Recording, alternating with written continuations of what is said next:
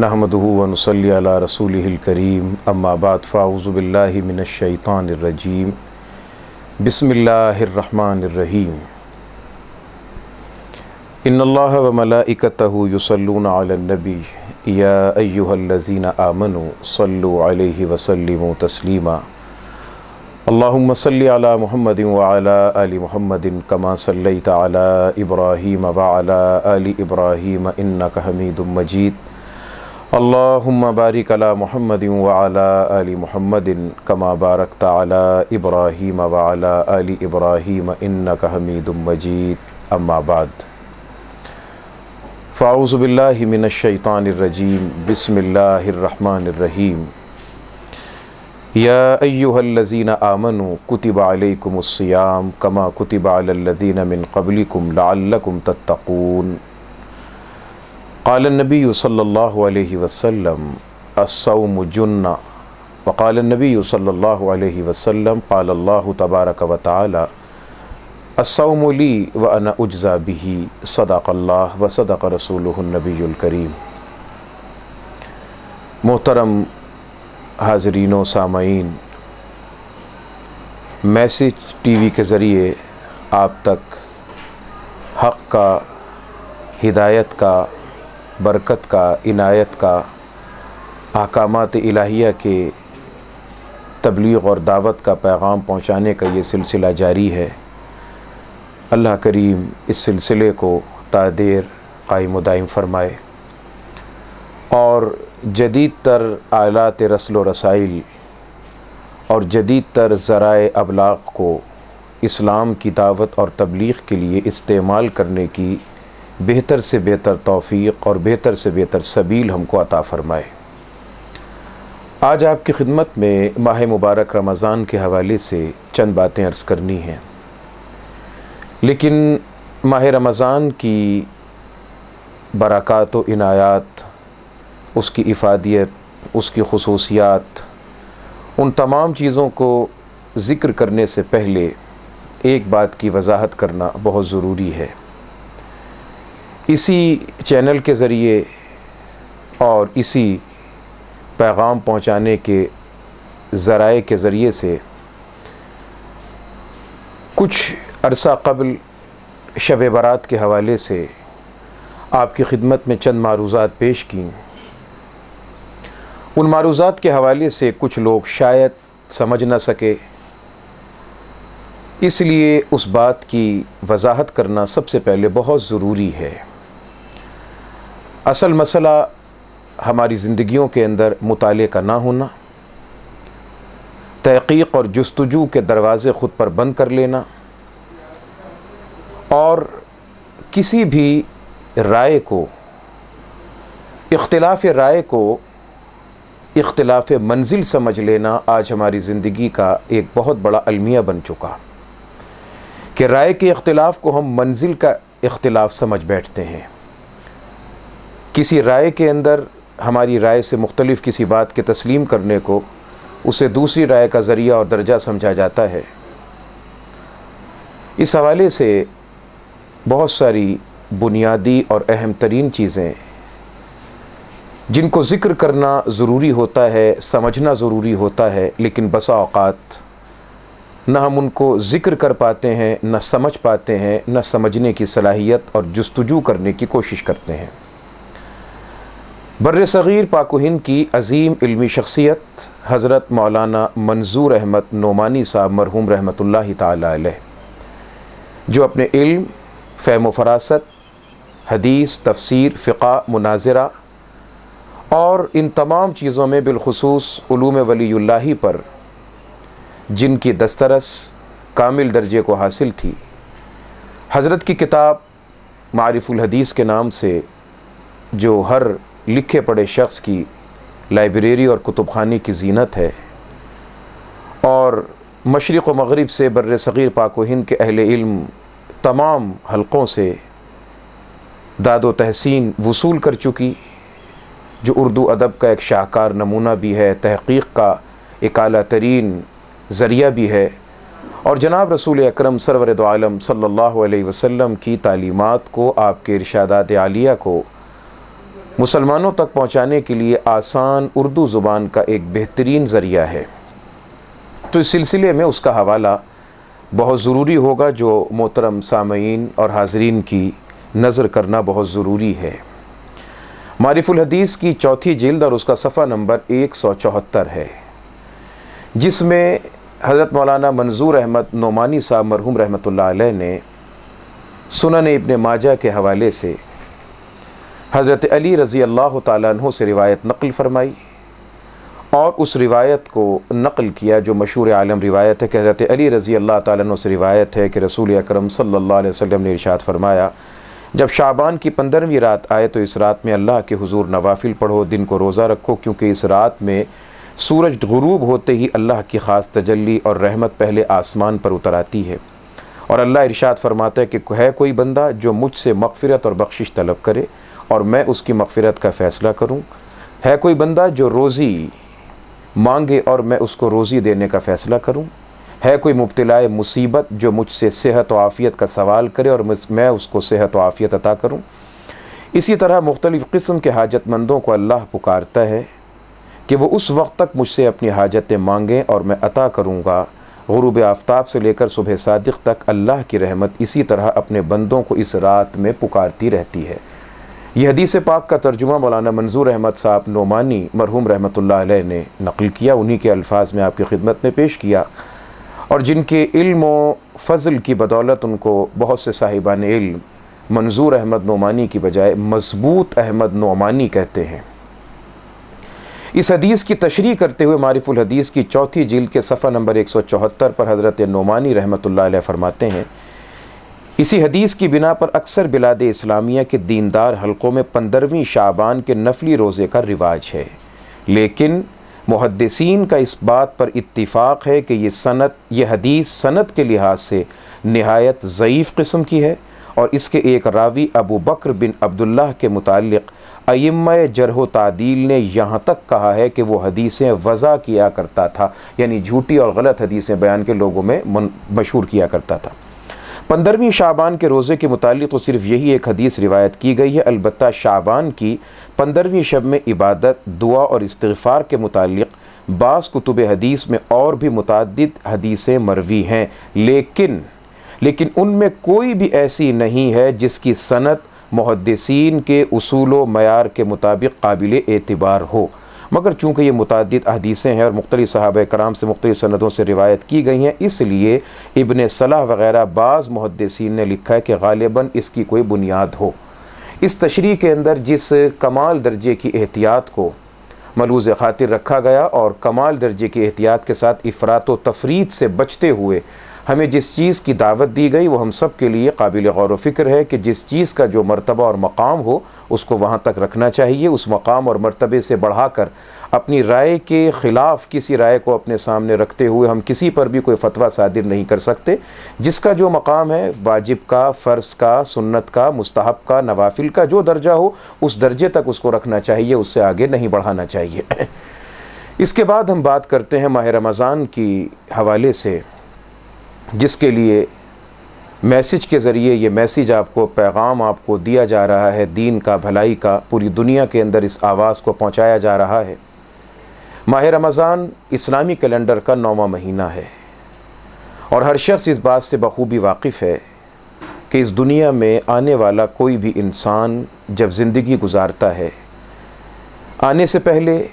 اس کی زندگی کے مختلف مراحل گزرتے ہیں، اور ان مراحل کے گزرتے گزرتے پانی کا ایک بے جان بے رنگ قطرہ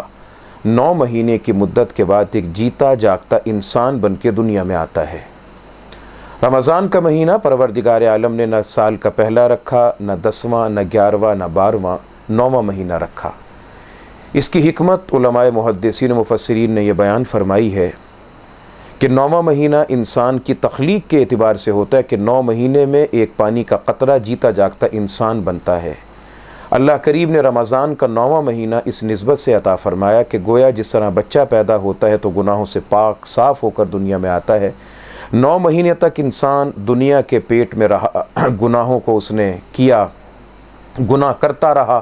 گناہوں کے دلدل میں پھنسا رہا، دھنسا رہا، لیکن اللہ کریم نے یہ 9واں مہینہ عطا فرمایا۔ اس 9ویں مہینے میں عبادت اور ریاضت اور اللہ کے سامنے حاضری کا شوق اور ذوق لے کر جب حاضر ہوتا ہے، اللہ کریم اس کے گناہوں کو معافی عطا کرتے ہیں، اور وہ اس 9ویں مہینے کے بعد یوں دنیا میں آتا ہے گویا جنم لے کر نیا پیدا ہوا معصوم بچہ جیسے گناہوں سے پاک ہوتا ہے، اس طرح سے پروردگار عالم اس بندے کو گناہوں سے پاکیزگی عطا کر دیتے ہیں۔ ماہ رمضان اس لفظ کی تشریح میں علماء لغت نے لکھا کہ رمضان کا معنی کسی چیز کو جھلسا دینا، جلا دینا، ایسی آگ کی تپش اور شعلہ جو کسی چیز کو جلا کر راکھ کر دے، اسے ختم کر دے، بھسم کر دے۔ ماہ رمضان اس مہینے میں اللہ تبارک و تعالی اپنی رحمت سے، اپنی برکت اور عنایت اور کرم نوازی سے اپنے بندوں کے گناہوں کو جلا کر، جھلسا کر ختم کر دیتا ہے۔ جس طرح سے دھوبی جب کپڑا دھوتا ہے تو جو کپڑا جتنا میلا ہوتا ہے اس کپڑے کو بھٹی لگائی جاتی ہے، اور بھٹی لگائی جانے کا مقصد یہ ہوتا ہے کہ اس کپڑے کو آگ پر کسی مخصوص ٹمپریچر پر تپایا جاتا ہے جس سے کپڑے میں سے تمام تر میل نکل کر دور ہو جاتی ہے۔ اسی طرح سے پروردگار ماہ رمضان کی برکت سے انسان کی گناہوں کو بھٹی لگا کے صاف کر دیتا ہے۔ اس کے دل میں جتنا میل، کچیل، غلاظت گناہ کی طرف سے ہوتی ہے، اللہ کریم اس کو دھو کے صاف کر دیتے ہیں۔ رمضان کا مہینہ آتا ہے، ہر شخص اپنے اپنے طور پہ اس کی تیاری کرتا ہے، اور تیاری کرنا اس کا بنیادی فریضہ بھی ہے، اس کا حق بھی ہے، مگر یہ تیاری تمام کے تمام صرف ظاہر تک محدود رہتی ہے۔ ہم کوشش کریں کہ اس تیاری کو ظاہر سے لے کر کچھ تھوڑا سا باطن تک لے کر جائیں۔ یہ تیاری کچھ تھوڑی سی اپنی اندرونی دل کی دنیا کو سنوارنے کی کوشش کرنے کے لیے بھی کریں کہ یہ رمضان جو اللہ نے دیا ہے یہ تربیت کا مہینہ ہے، پتہ کچھ نہیں، گردش لیل و نہار آتی ہے، ہر سال رمضان، سحری، افطاری، تمام چیزیں آتی ہیں، آئیں گی اور آتی رہیں گی، لیکن پتہ کچھ نہیں کہ رمضان میں ہم ہوں گے یا نہیں ہوں گے، اس کے بابرکت ساعتوں کے اندر ہم کو موجودگی کا موقع ملے گا یا نہیں ملے گا، یا اس سے پہلے اللہ کی طرف سے ہماری واپسی کا فیصلہ ہو چکا ہوگا۔ ہم کو موقع ملے نہ ملے اس کا علم تو اللہ کے پاس ہے، لیکن اس کے لیے کوشش کرنا، کاوش کرنا، محنت کرنا، اپنے دل دماغ کو اس بابرکت مہمان کی تیاری کے لیے آراستہ کرنا، یہ ہمارا کام ہے۔ نبی علیہ السلام کے ارشاد پاک، ہم روزہ رکھتے ہیں اور روزہ رکھنے کے بعد شاید بسا اوقات یہ بات ذہن میں آتی ہے کہ ہم نے روزہ رکھا اور روزہ رکھنے کے بعد نہ معلوم ہم کو اس کے عوض میں کیا ملے گا۔ پھر مہینہ جب گرمی کا ہو، اور گرمی کے مہینے میں گرمی کو، پیاس کو، شدت کو برداشت کر کے جب آدمی روزہ رکھتا ہے تو اللہ تبارک و تعالیٰ اس محنت کو ضائع نہیں جانے دیتے، اس محنت کو پروردگار عالم اکارت نہیں جانے دیتے، اس کو سوارت کرتے ہیں، اس کو ضائع نہیں جانے دیتے۔ وہ محنت کارآمد ہو کر انسان کے اعمال اور اس کی زندگی کی درستگی کا سبب بن جاتی ہے۔ اور وہ کیسے؟ میں نے اور آپ نے روزہ رکھا، ہم روزہ رکھ کے اپنی اپنی زندگی گزار رہے ہیں، امن کے ساتھ، سکون کے ساتھ اپنے گھر میں بیٹھ کر، اور اللہ تبارک و تعالیٰ کی پیدا کردہ مخلوقات جس میں پرندے بھی ہیں، جس میں تیرنے والی مچھلیاں اور زمین کے اندر رینگنے والے کیڑے مکوڑے ہیں، نبی علیہ السلام کے ارشاد پاک کا مفہوم ہے کہ رمضان کے اندر جب روزے دار نے روزہ رکھا تو وہ کیڑے مکوڑے، آسمان کے اڑنے والے پرندے، سمندر میں تیرنے والی مچھلیاں، وہ تمام کے تمام اپنی اپنی زبان میں یہ عرض کرتے ہیں کہ بار الہ، تیرے جس بندے اور بندی نے تجھ کو راضی کرنے کے لیے روزہ رکھا ہے، یا اللہ، میں مرغی، میں چڑیا، میں کبوتر، میں طوطا، میں مچھلی، میں کیڑا، جو بھی وہ کوئی ہوتا ہے، اللہ کے دربار میں دعا کرتا ہے کہ اے اللہ تو اپنے اس بندے اور بندی کی مغفرت فرما دے۔ روزہ ہم رکھتے ہیں اور اللہ تبارک و تعالیٰ اس معصوم اور بے گناہ مخلوق سے ہمارے حق میں دعا کرواتا ہے، اور یقینی بات ہے کہ جو معصوم ہوتا ہے وہ محبوب بھی ہوتا ہے، اور محبوب کی کسی بات کو رد نہیں کیا جاتا۔ جب یہ اللہ کی معصوم اور بے گناہ مخلوق روزے دار کے حق میں دعا کرتی ہے تو اللہ کریم دعا کو قبول کیوں نہیں فرماتا؟ وہ یقیناً دعا کو قبول فرماتے ہیں اور اس بندے کے لیے بخشش اور مغفرت کے فیصلے فرما دیتے ہیں۔ محترم سامعین و حاضرین، ماہ رمضان کے آنے سے پہلے اور جب وہ آ بھی جائے، ہمیں چند باتوں کا دھیان کرنا ہوگا، چند باتوں کو خیال میں اپنے لانا ہوگا، موٹی موٹی بنیادی باتیں، تفصیلی باتیں اپنے اپنے مقام پر اپنے علماء کرام سے مسائل کے ضمن میں سماعت فرما لیجئے گا، پوچھ لیجئے گا، پوچھ کے اس مسئلے کو، اس ماہ رمضان کو گزاریے گا۔ جس طریقے سے بھی ہو اس کو پوچھیے گا اور پوچھ کے اس کو گزاریے گا. کسی بھی نوعیت میں بغیر پوچھے کسی چیز کو اپنے ذہن کے مطابق صحیح سمجھتے ہوئے عمل میں نہ لے کے آئیے گا. اسے پتہ کر لیجئے گا, اگر معلوم ہو صحیح ہے تو بہت اچھی بات ہے, وگرنہ آپ کی اصلاح ہو جائے گی. سب سے پہلی بات تو یہ کہ رمضان کے آنے سے پہلے میں اور آپ ہم سب کے سب یہ کوشش کریں کہ رمضان کی تیاری میں سے سب سے پہلی تیاری یہ کریں کہ اپنے بھائی بہن عزیز اقارب جس سے ہمارے ذہن میں, دل میں, دماغ میں کوئی بوجھ, کسی قسم کی کوئی نفرت, کوئی کدورت کسی زندگی میں آدمی رہتا ہے, کوئی لڑائی جھگڑے کا معاملہ ہو, پہلی کوشش یہ کی جائے کہ اس سے اپنے دل کو صاف کریں. ہم آغاز کریں. اگر ہم کو جواب مثبت ملتا ہے, پازیٹیو جواب ملتا ہے, بہت اچھا, اور اگر نہیں جواب ملتا تو ہم نے اپنا فریضہ پورا کر دیا. ہم اپنے دل کے برتن کو صاف کرنے کے لیے لے جائیں تاکہ رمضان کے اندر جب اللہ کے دربار میں پیش ہوں تو ہمارا دل صاف ہو اور اللہ کی طرف سے اس میں جتنی تجلیات و برکات آئیں وہ سب منتقل ہوتی چلی جائیں. دوسری بات, میں اور آپ ہم سب کے سب اپنی اپنی زندگی کے حالات سے واقف ہیں, اچھے طریقے سے جانتے ہیں. من آنم کے من دانم, ہر شخص جانتا ہے کہ میں کہاں ہوں اور کس پانی میں کھڑا ہوں اور میری کیا اوقات ہے اور میں کتنی حیثیت کا حامل ہوں. ہر ایک انسان جانتا ہے کہ میری کمائی میں کتنا درجہ حلال کا اور کتنا حرام کا ہے. اس لیے کوشش یہ فرمائیں, الحمدللہ حلال ہے تو بہت اچھی بات, اور اگر کہیں پر حرام کی آمیزش ہے تو پہلی کوشش یہ کی جائے کہ سحری اور افطاری کے وقت میں وہ خوراک استعمال کی جائے جو حلال کے مال سے ہو. حرام کی خوراک سے خود کو بچایا جائے, حرام سے خود کو بچانے کی کوشش بھرپور انداز میں کی جائے, اس لیے کہ ہم سارے دن کے بھوکے رہے, پیاسے رہے, اور اس بھوک اور پیاس کو برداشت کر کے ہم سارے دن کی گرمی, بھوک, پیاس کو برداشت کر کے روزہ کھولیں تو حرام کے مال سے, روزہ بند کریں تو حرام کے مال سے, یہ اپنی تمام کی تمام تر نیکی کو برباد کرنے کے مترادف ہوگا. اس لیے بہت بہتر ہوگا کہ ہم سب اپنی اپنی کمائی پر نگاہ رکھیں, اور اگر کہیں پر کسی مسئلے میں کوئی کمائی کے حوالے سے کوئی گڑبڑ والا معاملہ ہے تو بہت بہتر ہوگا کہ کسی حلال کمائی والے سے پیسے ادھار لے کے کم از کم درجے میں اپنے سحری اور افطاری کا جو سامان ہے وہ کم سے کم درجے میں اتنی ہم احتیاط تو کر لیں کہ حلال کا لقمہ ہمارے حلق سے نیچے اترے, اور حلال کے لقمے سے روزہ کھولیں, حلال کے لقمے سے روزے کو بند کریں تاکہ اس کی برکات ہم کو کسی درجے میں مل سکیں. حضور علیہ السلام کے رشتے کے ماموں ہیں حضرت سعد رضی اللہ تعالیٰ نبی علیہ السلام سے دعا کی درخواست کرتے ہیں کہ میرے لیے دعا کیجئے کہ مستجاب الدعوات بن جاؤں, یعنی جس کے حق میں دعا کروں میرا اللہ اس دعا کو قبول کر لے. نبی علیہ السلام نے ان کو ایک بات فرمائی, اور بات یہ فرمائی کہ سعد ایک کام کیجئے کہ اطیب مطعمہ کا, اپنے رزق کو, اپنی خوراک کو حلال کیجئے, اللہ کریم آپ کی دعاؤں کو شرف قبولیت عطا فرمائے گا. تو رمضان کے اندر تو ویسے ہی اللہ کی طرف سے خاص توجہات بندے پر مائل ہوتی ہیں, اس لیے اس کو چاہیے کہ کوشش کرے اپنے رزق کو حلال کرنے کی. دوسری بات وہ یہ کہ جس طرح ہم رمضان کے لیے دیگر تیاریاں کرتے ہیں وہاں پہ ایک تیاری یہ بھی کرے کہ کم از کم ایک بات کی کوشش کریں, بڑی مضبوطی کے ساتھ کوشش کریں کہ رمضان کے اندر نماز تراویح سے خود کو دور نہ کریں. اس لیے کہ نماز تراویح کی برکت سے پروردگار ہم کو وطر با جماعت عطا کرتا ہے جو پورے سال کبھی نہیں مل سکتا. وطروں کی نماز با جماعت یہ رمضان کا خاص تحفہ ہے, اور یہ اسی کو میسر آ سکتا ہے جو نماز تراویح ادا کرتا ہے. بہت سارے ہم کام کرتے ہیں, ایک مہینہ ہے, اس ایک مہینے میں تراویح کے لیے وقت نکالیں. میں کسی جھگڑے میں نہیں پڑھنا چاہتا, نہ کسی دلیلوں کے انبار پیش کرنا چاہتا ہوں کہ نماز تراویح کی مقدار کی تعداد 8 یا 20, ہم نے ہر چیز کو جھگڑے کا ذریعہ بنا دیا. یہ ایک بہت بڑے المیے کی بات ہے. آج ہمارا تمام کا تمام تر جتنا جھگڑا ہے وہ طرز عبادات پر ہے, طرز عبادات پر جھگڑا ہے کہ ایسے نماز پڑھنا یہ زیادہ ضروری, یہ زیادہ ضروری, یہ غیر ضروری. ہمیں اس بات کی قطعاً کوئی فکر اور پرواہ نہیں کہ جو نوجوان مسجد میں نہیں آ رہا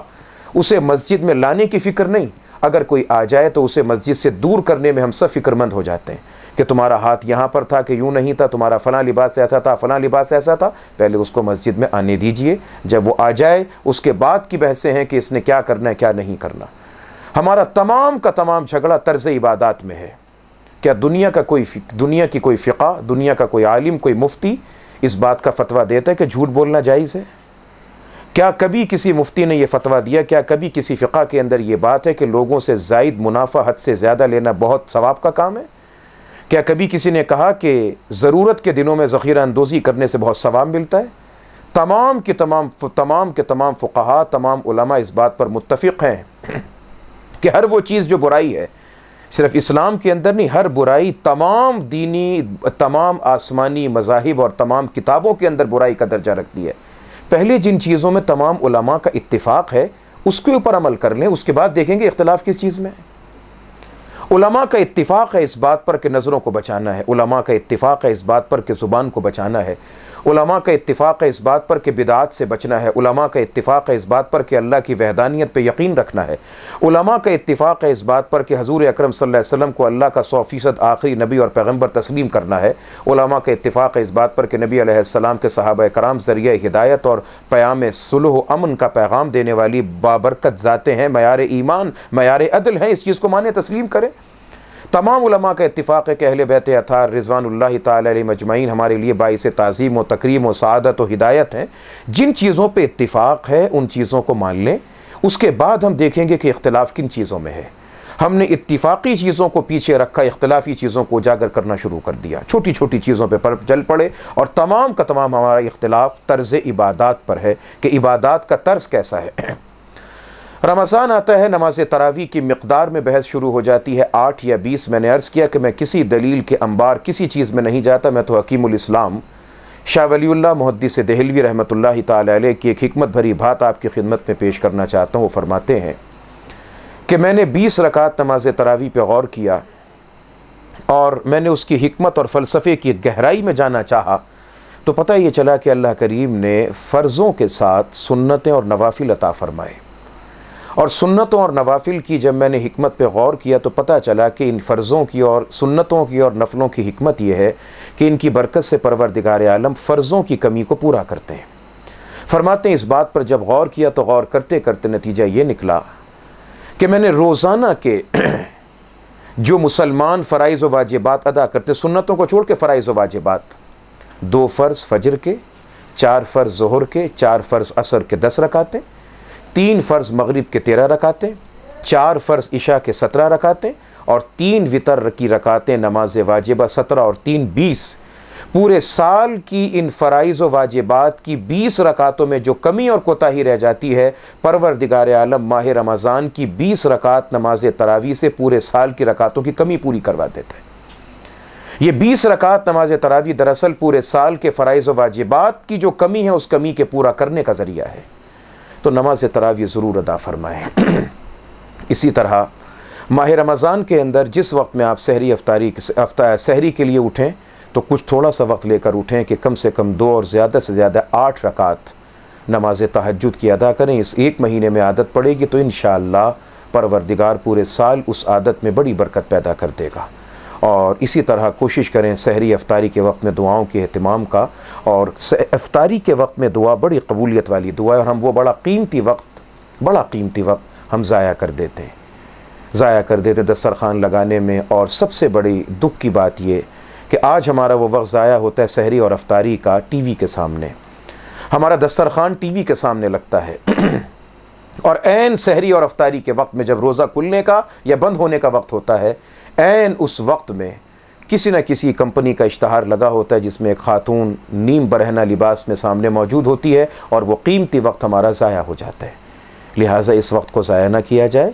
اس وقت کو کارآمد بنایا جائے۔ ٹی وی اگر ہے کسی دوسرے کمرے میں رکھا جائے تاکہ وہاں سے بس آواز پہنچ جائے روزہ کھلنے کی اور روزہ بند ہونے کی۔ اسی طرح ماہ رمضان کے اندر کوشش کریں کہ کم سے کم درجے میں 1 مرتبہ قرآن کریم تلاوت کا پورا مکمل فرما لیں، کم سے کم 1، ورنہ زیادہ تو جتنی اللہ ہمت اور توفیق عطا فرمائے۔ اور اسی طرح جو آپ کے ماتحت ہیں، ملازمین ہیں، ان کے ساتھ سہولت کریں، آسانی کریں۔ ایک حدیث کا مفہوم ہے، نبی علیہ السلام نے فرمایا کہ جو اپنے ملازمین کے ساتھ رمضان میں نرمی کرتا ہے، اللہ اس کے ساتھ میدان حشر میں نرمی کا معاملہ فرمائیں گے۔ اسی طرح جن پر زکوٰۃ فرض ہے اپنی زکوٰۃ کی ادائیگی کی کوشش کریں، زکوٰۃ ادا کریں، دیگر روزہ کھولنے کے، افطاری کے، سحر کے انتظام کا اہتمام کریں، اور رمضان کے اختتام پر کوشش کریں شب قدر کی تلاش کرنے کی، تاخراتوں کے اندر جاگ کر اللہ توفیق دیں تو معتکف ہو کر اعتکاف کرنے کی کوشش کریں، تاکہ اس اعتکاف کی برکت سے اللہ کریم ہم کو رمضان کی یہ بابرکت رات، بڑے اپنی سعادت و مالی رات اللہ کریم ہم کو عطا فرما دے۔ اور اسی طریقے سے رمضان کا جب اختتام ہوتا ہے تو فطرانہ ادا کیا جاتا ہے، جو رمضان خیریت سے گزرنے کا شکرانے کے طور پہ ادا کیا جاتا ہے۔ عام طور پہ ہم سمجھتے ہیں کہ فطرانے کی مقدار صرف 1.25 سیر گندم ہے، یہ تو سب سے کم مقدار ہے۔ ہم جس طرح دنیا کے اندر چاہتے ہیں نا کہ بڑھیا سے بڑھیا چیز ہو، اچھی سے اچھی چیز ہو، اسی طرح فطرانے کے اندر یہ تو سب سے کم مقدار ہے، سب سے کم ترین مقدار 1.25 سیر گندم کی قیمت ہے۔ اللہ نے آپ کو توفیق دی تو 3.5 سیر کشمش، 3.5 سیر درمیانی درجے کی کھجور، 3.5 سیر سوکھے ہوئے چھوارے کی قیمت کے برابر بھی قیمت ادا کریں، یہ بھی فطرانہ ہے، یہ بھی فطرانہ ہے۔ یہ بھی بطور فطرانے کے ادا کیا جائے تاکہ اعلیٰ مقدار کو ادا کرنے والے بن جائیں، اعلیٰ مقدار کو ادا کرنے والے بن جائیں۔ اس ماہ رمضان کی برکت سے شاہ معین الدین چشتی اجمیری رحمۃ اللہ تعالی علیہ، جن کو خواجہ غریب نواز کے نام سے پکارا جاتا ہے، ان کے حالات میں لکھا ہے کہ رمضان کے اندر سحری کا وقت آتا، دسترخوان سامنے ہوتا، حضرت معین الدین چشتی اجمیری رحمۃ اللہ تعالی علیہ 2 نوالے بھی نہ کھا پاتے کہ بے ہوش ہو کے گر پڑتے ہیں۔ یہی کیفیت ان کی افطاری کے وقت میں ہوتی۔ کسی نے پوچھا کہ خواجہ کیا ہوا؟ فرمایا کہ میں سب چیزیں تو ہوتی ہیں، مگر جب میں ایک لقمہ اٹھا کے حلق سے نیچے رکھتا ہوں سحری کے وقت میں تو فوراً یہ خیال آتا ہے کہ نہ معلوم میرے نبی کے کلمہ پڑھنے والے کتنے ایسے ہوں گے کہ روزہ تو رکھ رہے ہوں گے مگر سحری کے لیے ان کے پاس کچھ موجود نہیں ہوگا۔ افطاری کا وقت آتا ہے تب بھی یہی خیال آتا ہے جو مجھ کو کھانے سے روک دیتا ہے۔ اتنا بڑا اللہ کا ولی، یہ تو ولیوں کا حال ہے، صحابہ نہیں، تابعین نہیں، نبی علیہ السلام کا ان کا اپنا کیا عالم ہوگا سخاوت کا، ہمدردی کا، محبت کا، پیار کا۔ تو ہم سب کو چاہیے کہ اس ماہ مبارک میں جو کہ مہینہ سخاوت کا ہے، ہمدردی کا ہے، پیار کا ہے، الفت کا ہے، چاہت کا ہے، قربانیوں کا ہے، اپنی خوشیوں کے اندر دوسروں کو بانٹنے کا ہے، اور کوشش کی جائے اس بات کی کہ اللہ نے جو ہم کو دیا ہے زیادہ سے زیادہ شعبان اور رمضان، اور خصوصاً رمضان کے مہینے میں نبی علیہ السلام کا معمول مبارک تو یہ تھا کہ جیسے صحابہ کہتے ہیں کہ آندھیوں کے اندر ہوا چلتی ہے نا، اس طرح حضور کی سخاوت بہا کرتی تھی۔ سخاوتوں کا ایک طوفان ہوا کرتا تھا، ایک سیل رواں ہوا کرتا تھا جو ماہ رمضان کے اندر ہوا کرتا تھا۔ تو رمضان اللہ کریم ہم کو عطا کر رہے ہیں، بڑی برکتیں، بڑی سعادتیں لے کر آ رہا ہے۔ جنت کے دروازے کشادہ، جہنم کے دروازے بند ہیں۔ اس ماہ مبارک میں کوشش کریں زیادہ سے زیادہ استغفار کرنے کی، زبان سے استغفار کریں، توبہ کریں، استغفار، استغفر اللہ، استغفر اللہ، استغفر اللہ، استغفر اللہ، درود پاک کثرت سے پڑھیں، کلمہ طیبہ کثرت سے پڑھیں، جنت کی طلب کریں، جہنم سے پناہ چاہیں، یہ اپنی دعاؤں کے اندر اہتمام کیجیے۔ استغفار کو زیادہ ضرورت کے زیادہ اہمیت کے ساتھ کرنے کی ضرورت اس لیے، حضرت سید علی حجویری رحمۃ اللہ تعالی علیہ سے کسی نے پوچھا کہ حضرت میں ذکر کرنا چاہتا ہوں، کیا کروں ذکر؟ استغفر اللہ، سبحان اللہ، الحمدللہ، کون سا ذکر کروں؟ حضرت علی حجویری رحمۃ اللہ تعالی علیہ نے ارشاد فرمایا کہ آپ ذکر کیجئے استغفر اللہ، استغفر اللہ، اور اس کے بعد عجیب مثال دے کے فرمایا کہ یاد رکھنا کہ استغفر اللہ اس کی مثال صابن کی ہے، سبحان اللہ، الحمدللہ کی مثال خوشبو کی ہے۔ کپڑا جب میلا ہو تو میلے کپڑے کو پہلے ضرورت صابن کی ہوتی ہے تاکہ میل دور ہو جائے، خوشبو بعد میں لگائی جاتی ہے۔ تو استغفر اللہ کی برکت سے اللہ کریم دل کے کپڑے کو، میل کچیل کو دھو کے صاف کر دیتا ہے۔ اس کے بعد اور ذکر اذکار ہوتے ہیں، ان کی برکت سے اللہ کریم برکات و عنایت عطا فرماتا ہے۔ یہ ماہ رمضان آ رہا ہے، ہمارے دروازوں پر یہ اللہ کا مہمان آ چکا۔ اللہ کریم یہ مہمان ہم سے خوش ہو کے جائے، راضی ہو کے جائے، ہم سے ناراض ہو کے نہ جائے، اللہ کے سامنے ہماری سفارش کرے، اللہ کے سامنے ہماری اچھی باتوں کی گواہی پیش کرے، نہ کہ ہمارے خلاف کسی قسم کی گواہی پیش کرے۔ اللہ کریم ہم سب کے لیے اس ماہ مبارک کو خیر کا، برکت کا ذریعہ بنائے، ہمارے ملک کے لیے، عالم اسلام کے لیے، تمام دنیا کے مسلمانوں کے لیے اللہ کریم اس ذریعہ کو خیر کا ذریعہ بنائے۔ اللہ کریم اس میسیج کو ہم سب کے لیے خیر و برکت کا، عافیت کا، ہدایت کا اور ایمان پہ خاتمے کا میسیج اور ہمارا پیغام بنائے۔ ماہ رمضان جس کے ساتھ چولی دامن کا تعلق قرآن کا ہے، اللہ کریم اس قرآن کی تمام تر برکات و عنایات بھی ہم کو عطا فرمائے۔ ہمارے اندر غمخواری، ہمدردی، ایثار، مواسات، مساوات، محبت اور پیار، تمام اوصاف و اخلاق حمیدہ ہم سب کو اللہ کریم اپنی بارگاہ سے عطا فرمائے۔ آقا علیہ الصلاۃ والسلام نے اول سے آخر تک اس ماہ مبارک میں جو دعائیں کی، اللہ کریم ان دعاؤں کا ثمرہ ہم کو عطا فرمائے، ہمیں مانگنے والا بنائے، اور اللہ کریم اپنی ذات کے ساتھ کامل تعلق ہم کو عطا فرمائے۔ اقول قولی ھذا فاستغفر لا الہ الا اللہ وما علینا الا البلاغ المبین۔